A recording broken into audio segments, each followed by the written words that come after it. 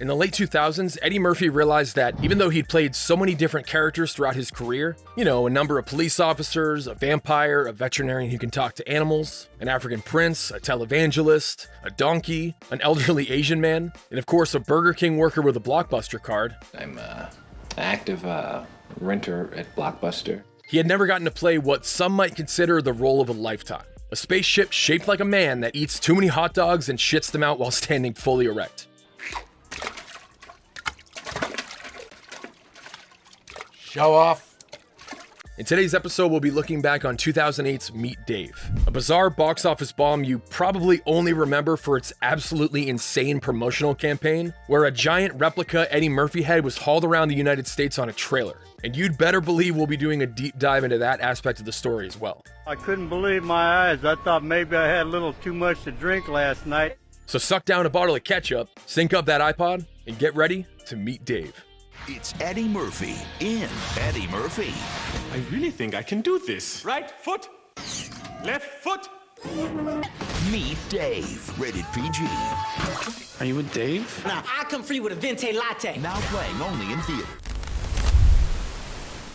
Even though Eddie Murphy has since referred to Meet Dave as a movie that brings him to tears, not because of its emotional ending or anything, but rather just how embarrassing it is for him to watch, on paper, it's easy to understand why he accepted a starring role in this movie.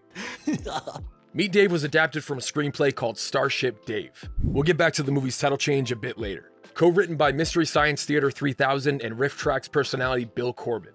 And this wasn't originally intended as a kids movie, but rather a PG sci-fi comedy similar to something like Galaxy Quest. It's an alien planet! Is there air? You don't know!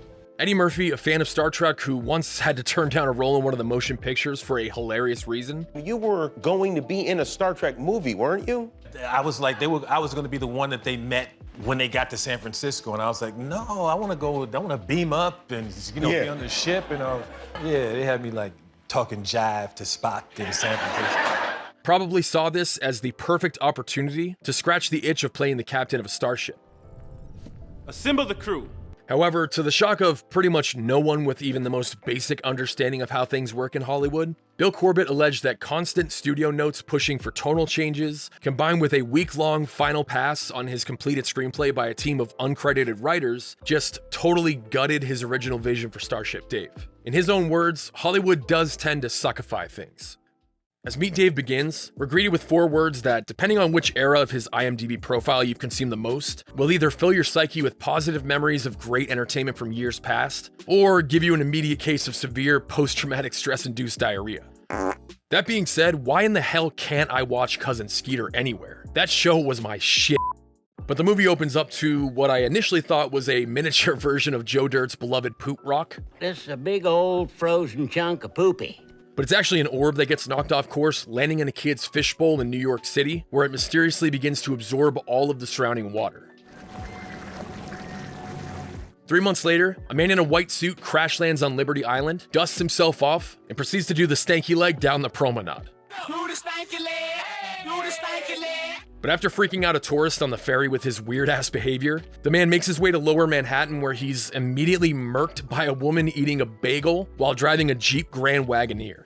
Now that's what I call a Big Apple welcome, and a welcome to America, baby. America! Fuck yeah! Before she has the chance to call 911 for help, the man mysteriously vanishes. Now, I unfortunately did not go into this movie blind, but for the people who saw Meet Dave without knowing what his character was supposed to be, this next segment probably provided a plot twist on the same level as The Sixth Sense, Fight Club, or even Psycho. I'm just screwing around. But this is where we find out that the man is actually a spaceship piloted by countless small individuals from a faraway planet called Nil, led by a captain simply known as Captain. I am a captain of Crunch. Because of an energy crisis on their planet, they're here to siphon the salt content from our oceans. But in order to do that, they need to retrieve the Joe Dirt poop meteor-shaped orb. And it just so happens that the woman who rocked his shit earlier, a woman named Gina, is the mom of Josh, the kid who came into possession of the orb. Fronting is a man named Dave Ming Chang. Dave Ming Chang. Dave exhibits actual maniac behavior during his time on Earth, and his crew members somehow managed to tap into our planet's internet, which I'll admit does definitely provide some of the funnier moments within the movie. The Bee Gees. And to pay for all these fancy special effects, the first act of the movie is jam-packed with egregious amounts of product placement, including but not limited to Dave accosting customers at Old Navy. Welcome to Old Navy. Welcome to Old Navy. Welcome to Old Navy. And defecating cash all over the dressing room, causing a disturbance at an Apple store, and drinking an entire bottle of Heinz ketchup. Refreshing. And I love Eddie Murphy, but Elizabeth Banks did a similar gag much better in Wet Hot American Summer. Oh, dude, Lindsay, you got What are you doing with your hand? your barbecue sauce all over your face. I know that. But they weren't done there, because Dave forms a relationship with Gina, and in turn a friendship with her son, who shares some quality bonding time with him while playing an obscure F-Zero Wipeout-inspired PlayStation 2 game called HSX Hypersonic Extreme, which had been out for over 6 years by the time this movie released. Man, you were awesome at this. But the relationship aspect with Elizabeth Banks' character is truly fascinating, because Dave somehow woos her in a similar fashion to Andy from The 40-Year-Old Virgin. How is the mood striking you now? Yeah, I think tomorrow will be fun. I'm glad you're coming with us. So am I, Gina Morrison. But everybody knows that's not enough to sweep a woman off of her feet. No. You have to suck down exactly 85 gaggers at a hot dog eating contest, of course, sponsored by Nathan's Hot Dogs. 85 delicious all-beef hot dogs. And even after expelling every last hot dog from his metal bowels, Dave somehow still had the energy to take the orb back from this annoying bully kid who stole it from Josh. While all of this is happening, Dave is being trailed by 2 New York City cops, played by Mike O'Malley. Shout out to Guts, this dude ruled my childhood. I'm Mike O'Malley. Welcome to the Extreme Arena, home of Nickelodeon Guts. And Scott Caan, who was collaborating with director Brian Robbins for the first time since 2000's Ready to Rumble. Hit me, baby, one more time. Meanwhile, there's a bit of infighting within the ship, as many of the crew members begin to enjoy the lifestyle of planet Earth and develop sympathy for its inhabitants, which threatens the purpose of their mission. And one crew member, the tough guy security expert, My team can handle any threat posed by these gargantuan savages. seemingly made the mistake of setting foot in Greenwich Village, providing one of the most insane character developments in cinema history. You are so bad. Bad and gorgeous. This leads to a rebellion led by number 2, played by Ed Helms, who finally got a chance to play a character with severe anger issues. You have wasted enough time with your pathetic emotional distractions. And it's a good thing the plot took a turn in this direction when it did, because if this romance angle went on any longer with Gina, you know what? I took notes while I was watching the movie. I'll let them do the talking here. God, I hope Elizabeth Banks doesn't fuck the spaceship at the end. But Dave, along with number 3, played by Gabrielle Union, are ousted from the ship and sent to the streets of Times Square. All while number 2 takes the ship back to Liberty Island to begin siphoning the salt content from the nearby ocean water. Sometimes number 2 happens. But the Times Square stuff results in essentially this movie's take on what Honey, I Shrunk the Kids did way better about 19 years earlier, complete with really goofy looking, sort of uncanny valley CGI versions of their likenesses. Luckily, this segment is extremely short-lived, as Dave and number 3 only end up being shunned from the ship for about 8 minutes, because somehow in that short time frame, everyone in the crew had a change of heart and decided to turn on their new leader, while also declaring that they too are Dave Ming Chang. I am Dave Ming Chang. I am Johnny Dazzles. So Dave uses all of the ship's power to get the orb back and reverse the damage it's done so far. With the police in full pursuit after the ship escaped their custody earlier on in the movie, Josh uses the knowledge he gained from the Don't Tase Me Bro viral video to give Dave some juice.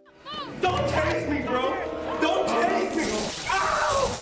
Which allows for him and the crew to take off back to their home planet. But not before the Coast Guard and basically every law enforcement agency attempt to take him out. But because this is a movie geared towards kids, all logic goes out the window as the crew manages to relocate to the ship's foot in about 10 seconds, which magically transforms into a smaller ship and takes off without issue, because nobody save for the main characters noticed it doing so, which of course leads to a foot-sized joke with sexual undertones right before the credits roll.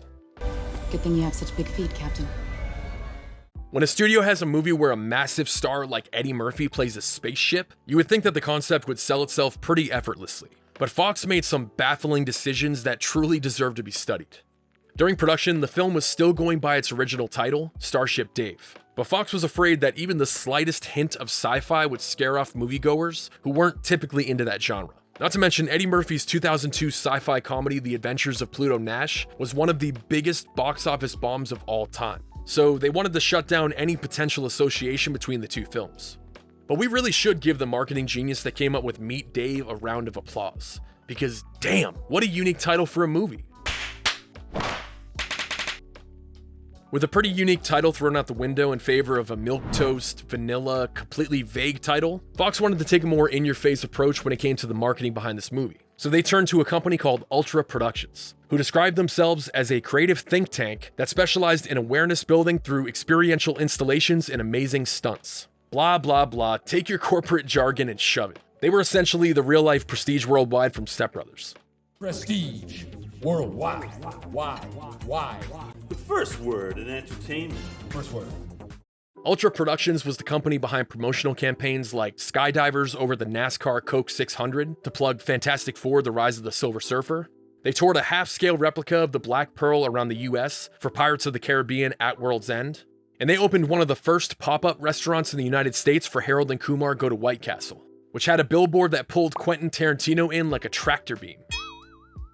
So Fox called in Ultra Productions CEO Maximilian Castillo for a meeting, at which point they presented him with a brief rundown for Meet Dave, and in his own words, kind of put him on the spot, demanding an immediate solution of how his company could help promote the film. So he said, well, why don't we create a giant version of Eddie Murphy's head and just tour it around the country and have people be able to get into and interact inside Eddie's head? Ultra Productions coordinated the marketing campaign from the jump, but Gentle Giant Studios created a digital 3D model, and DWL Studios crafted the 20-foot replica Eddie Murphy based on that rendering. The replica was comprised of thick foam pieces held together by 5 gallons of glue, a 3,000-pound steel cage, and a hydraulic system to get the head onto the shoulders during setups on the nationwide tour. From the jump, Max wanted the head and shoulders to be 2 separate pieces, allowing for the shoulder parts and other equipment to be stowed away. Meanwhile, Eddie Murphy's full-size head would be towed behind a Meet Dave branded van, completely uncovered. Because, in Max's own words, I wanted people to see Eddie Murphy going down the freeway. I wanted that reaction. And well, he definitely got it. A giant smiling replica of Eddie Murphy's head is rolling across America. It's Eddie Murphy! Eddie! What's up, buddy? Look at the back of his head. Why do you want to go in there? Oh my God, bro. Oh, hell no, man. What the fuck, man? Get your ass on, boy. You get your goddamn ugly ass. The Eddie Murphy Meet Dave Head Tour kicked off on June 13th, 2008, beginning in Los Angeles with stops in Dallas, Atlanta, Detroit, Washington, D.C., Philadelphia, and a 3-day event in Times Square for 4th of July weekend. We're doing a photo op where people can climb into Eddie Murphy's head and hang out his ear and wave, and we're taking photos of people, uploading them to the website, and then we're going to make a very unique movie poster for opening day that's going to be a collage, a mosaic comprised of all the photos we take around the country. While all this was happening, Eddie Murphy was participating in press junkets for the movie, and he kept getting questions about his giant head.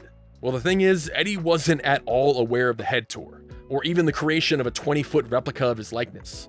At first, Eddie was apparently a bit annoyed, but once he saw a picture of his head, he absolutely loved it. After that extended stay in New York City, the head was loaded up and towed all the way back to LA so it could make an appearance at the Meet Dave premiere on July 8th. But as far as I can tell, the head never made it to the premiere. Where's the fucking head? I only know that because there are no pictures or videos of the head at the premiere, and a user on the photo sharing website Flickr posted an image of it parked in New Mexico with a time-stamped date of July 10th, 2008, 2 full days after that premiere took place. And actually, Eddie wasn't there either, so technically he missed his own premiere twice. Maximilian Castillo later revealed that after the head was toured around the country, it sat in a storage space for a while because Fox was toying with the idea of bringing it back out for the film's home video release, but that never happened. Eddie Murphy actually offered to buy it for his backyard because he wanted to put it by his pool so his kids could jump off of it. But they would have needed to use a massive construction crane to do that, and it was so much of a hassle that, unfortunately, after sitting in storage for a while, Fox ordered for the head to be destroyed, citing insurance purposes as the reason for doing so. Even though he's gone and now probably rotting at the bottom of a landfill, his big, wide, goofy grin and cold, dead eyes will forever live on through the magic of the internet. And of course, in our hearts and minds. In a world where Meet Dave brought in hundreds of millions of dollars at the box office, we'd probably be talking about Meet Dave 2 or Meet the Changs right now. But that just didn't happen. And even though Eddie Murphy has been kind of playfully vocal about his regret over doing this movie, I even played a spaceship once. That's the one thing when young actors come up to me on the street and they say, "Do you have any advice?" I say, "Never play a spaceship." as somebody who wasn't the target audience when this came out, I was probably too busy playing Halo 3 and shotgunning cans of Mountain Dew Revolution. Hell yes. It's honestly not all that bad. However, I can say without a doubt in my mind that I'll never watch it again. And if karma bites me in the ass and my future child asks me to watch it with them, I'll probably punt them across the living room like Dave did to that cat in the movie. But that'll do it for today's episode. I hope you enjoyed it. Were you one of the blessed few who got a chance to step into that big fake Eddie Murphy head back in 2008? Leave a comment down below and tell us all about it. As always, thank you for watching, and I'll see you on the next one.